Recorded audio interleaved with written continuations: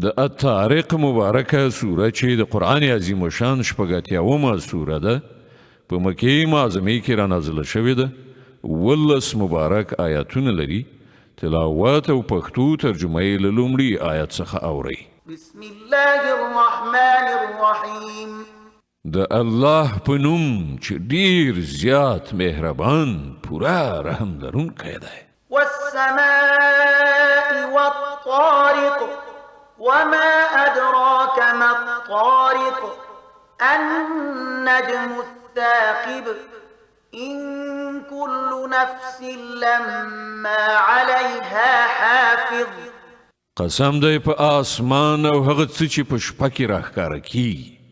او ته څه پوهیږي چې د شپې ښکاره کیدونکی څه دی ځلیدونکی ستوری دی هیڅوک داسې نشته چې پر هغه کوم ساتونکی نه وي فلينظر الإنسان مما خلق بیا دې لږ غوندې انسان دې ته ځیر شي چې هغه له څه شي څخه پیدا کړی شوی دی خلق من ماء دافق يخرج من بين الصلب والترائب له ټوپ وهونکو اوبو څخه پیدا کړی شوی دی چې د شا او د سینې د هډوکو له منځ نه راوځي إنه على رجعه لقادر په یقیني توګه هغه خالق د انسان په دوهم ځل پیدا کولو قادر دی يوم تبلى السرائر فما له من قوة ولا ناصر په هغه ورځ چې د پټو اسرارو پلټنه څېړنه وشي په هغه وخت کې به له انسان سره نه په خپله څه زور وي او نه به کوم څوک د ده مرستندوی وي